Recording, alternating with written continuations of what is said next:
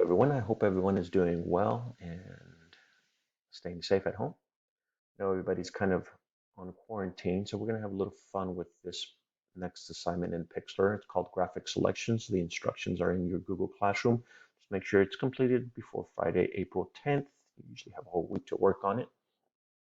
Again, read the assignments. I'll have the instructional video. You can watch it, pause it at any time while you're working with it in another window, while you're have your photo editor open up on another tab. Right. I also have the link that'll take you directly into Pixlr E this time. It should pick up where you left off in your browser with Pixlr E. Pixlr E stands for Pixlr Editor. Pixlr X stands for Pixlr Express. We're using Pixlr E for right now. You should have your image from last week in there, but to this week, we're going to go ahead and do a new graphic by going back into our stock search and kind of pick somewhere that you want to go after quarantine or that you've been to that you kind of miss and would like to revisit after quarantine. So I'm going to go ahead and do a search for beach graphics. So I'm just going to put beach and it should pull up some beach graphics for me in just a minute. All right, I'm going to scroll down and pick something that is to my liking. You can pick any image that you discover in your stock images. I'm going to pick this one right here. And remember, for our purposes, web is fine. Click apply. And it loads it up as the background. Notice that it locks it, so I can't move it by accident with my move tool since it's locked right now. And that's exactly what we want for our background. And remember, our navigator allows us to scroll out and in with our scroller, or you can go ahead and move to certain spots right here and zoom in as well. But I just like kind of using my mouse scroller to scroll in and out of an image. I'll leave it that size for right now. All right, I'm ready to take a picture of myself or grab a picture of myself that I have on the computer. Make sure you ask your parents if that's okay first. Again, you could, if you don't have an image and you would like to take one, if you're on a PC, you could just do a search for camera and it pulls up the camera app, and that allows you to take short videos and pictures of yourself using the built-in camera on your desktop or laptop. If you're on an iMac, you can use Photo Booth. Just a simple camera editor. Again, just make sure there's two selections in there: video and photo. Make sure you click on photo. Takes a snapshot and it puts it in your camera roll if you're on the PC. I'm going to pretend I've already done that. And again, you could reuse something that you have, or if you want to put your parents in an image, that's fine as well. All right, so go ahead and select an image of either yourself, your pet, your parents. Again, just make sure that's okay with them. So I'm not going to click on it. It's just a simple app that you can either, again, take a little video or a picture. Once you take the picture, it goes into your camera roll. I will show you where that is at because we'll need to pull it up right now. So I'm going to go ahead and pretend I've already taken the picture, and I'm going to go ahead and do a new layer and an image layer. So I'm going to click on my little plus over here.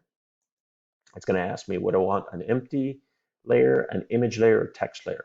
I'm going to go ahead and do an image layer. It automatically goes to my pictures in my camera roll. So I'm going to go ahead and if it wasn't there, you just have to click on pictures and then go into camera roll and then select the image that you want. I'm going to go ahead and select this image, open it up. That looks like a pretty good image right there. I put on my hat just for a prop since I knew it was going to be on the beach. I put on my Hawaiian shirt and my hat there.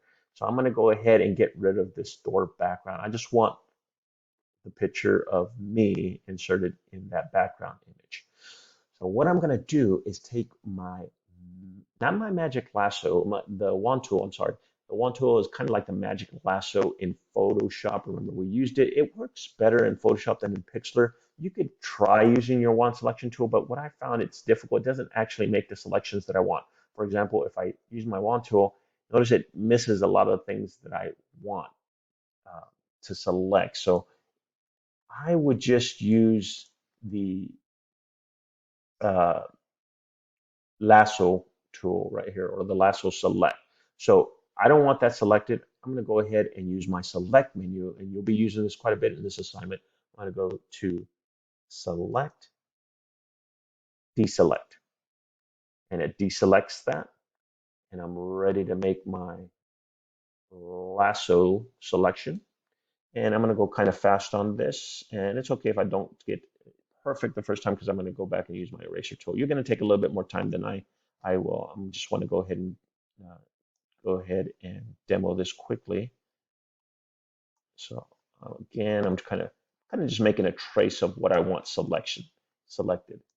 And I'm going kind of fast. You're going to go a little bit slower, make a better selection. The more time you spend on this part, the better your image will come out. And unlike Photoshop, if I let go of my mouse, Pixel knows to connect the beginning and end point. So you don't have to select all the way over across. It automatically connects the start and end points. Now, there's a problem. I do not want what's inside. I want to invert the selection to select all this other side because if I hit my delete key right now, it gets rid of me and leaves the background. So I'm going to undo that, or I'll go back in my history, or I can do edit undo. I want to invert the selection by going to my select menu again and going to invert selection. What this will do is now it takes everything that's outside of that original selection that I have. That's what I want. I just want to invert the selection and leave me in the picture. So now if I click delete, it gets rid of everything in the background and leaves just me. So I'm going to go ahead and get rid of those marching ants by going to select, deselect again, and I'm going to rename this layer.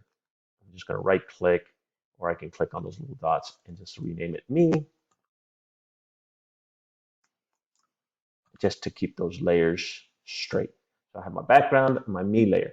Now you'll notice that I didn't do a good job of selection tool, so I'm going to have to go back and use my eraser tool. Remember, you used this in the previous assignments. And I'm going to go ahead and erase. You could change this brush size to make it smaller if you want to zoom in and really get those fine details. Again, I'm going to go kind of fast on this. I might cut off things that I don't really want to cut off, but for right now, I'm going to go kind of fast so I can make sure that I get done with this demo video for you. Okay, so I cleaned it up a little bit. Oh, need to clean up my ear a little bit. And again, you're going to do a better job than I'm doing as far as the erase. Leave that back the way it was. Again, you can go back in your history and then try it again. You get a little too much. All right, that image of me is a little bit too big, so I'm going to go ahead and take my selection tool and make sure it's on fixed so it keeps the aspect ratio the same as far as vertical and horizontal proportions.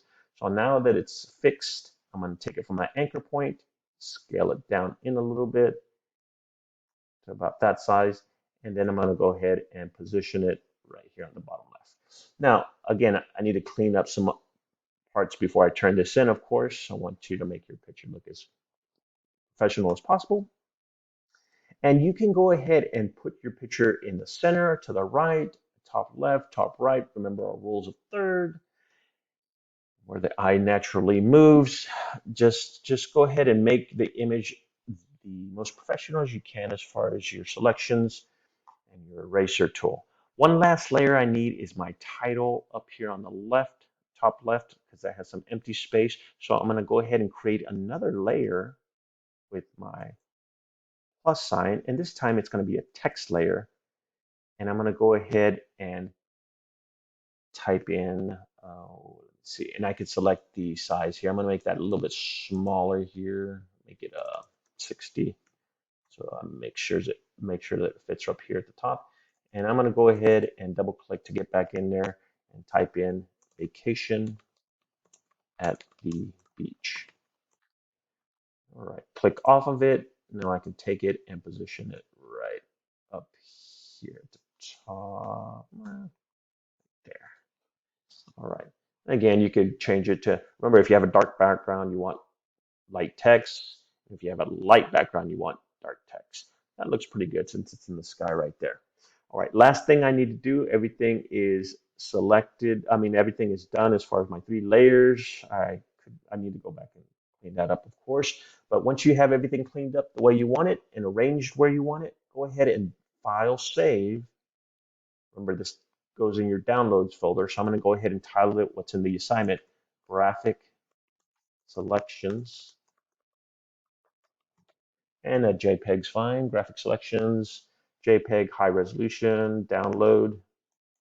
And it goes into my download folder. I can go ahead and click on it here if you're using Chrome, show in folder, and then drag it into my assignment and turn it, and then you're done. Remember, if you can't open it that way, you could just go ahead and go to your selections here, go to downloads, and there are your graphic selection assignments. So you can go ahead and drag and turn it in. All right. Hope everybody again enjoys this assignment, and I look forward to seeing your images.